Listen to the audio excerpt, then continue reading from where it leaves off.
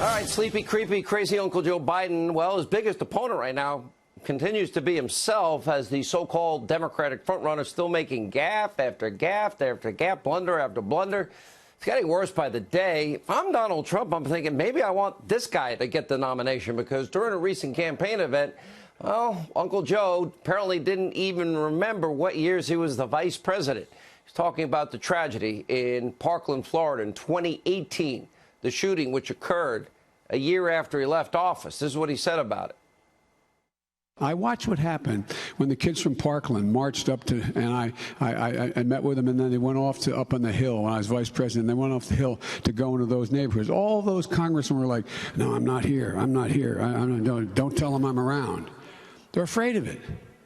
They should be exposed. All right, doesn't stop there. Biden is stumbling over his words in almost every event. Here's just a small little sample from Iowa. Let's take a look at crazy Uncle Joe now. We choose unity over division. We choose science over fiction. We choose truth over facts. Words that stunned the nation, and I would argue, I know, shocked the world. International leaders spoke about it. You had people like you had people like the former chairman and leader of the party in Germany. You had Angela Merkel. We have this notion that somehow if you're poor, you cannot do it. Poor kids are just as bright and just as talented as white kids. Wealthy kids, black kids, Asian kids.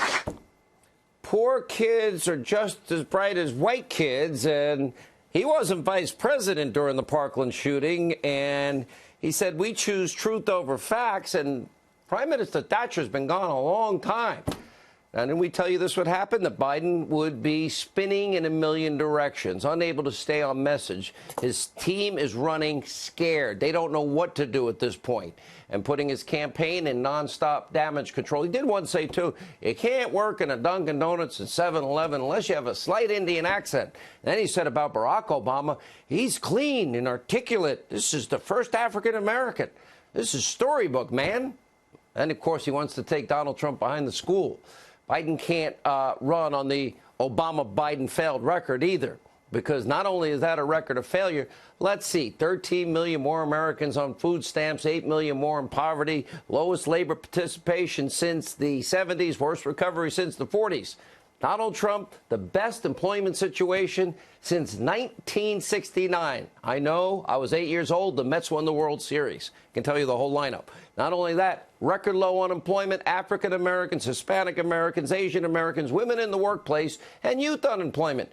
That didn't happen in the Biden-Obama years. That happened in the Trump years, after the tax cuts, after massive deregulation, after, yes, enticing businesses to invest in America again. And we're energy independent for the first time in 75 years. And there are energy companies training truck drivers to drive trucks and then starting pay $80 grand a year. This will raise the standard of living of every American. And we've got gold under our feet, and every single American can benefit, unless, of course, we get Biden's version of the new Green Deal. And it's not enough, by the way, even left for the new extreme Democratic Party. They want open borders. They want trillions of new entitlements. They want to get rid of the combustion engine, oil, gas, cows, and planes, which will take the country into poverty almost instantaneously. Biden can't run on his own Senate record either. Yeah, remember, he was against integration. That's right. He wanted more segregation. He warned of, quote, predators on our streets. Remember that particular? And even praised the former Klansman, leader of the Democratic Party, Robert KKK Byrd, calling him a great friend of his at his funeral. Imagine if Donald Trump did that. Now, it's why you can see Biden continuing to weaponize identity politics. Remember, we'll put you all back in chains. You know, it's to try and hide from his own disturbing political past. And, of course, that's nothing new for the Democratic Party. Here's a glimpse of the sick. And, by the way, this used to be every 2 and 4 years. Now it's every second of every day. This is now full-on 2020 campaign. Everything you see and hear from these candidates is all about the election.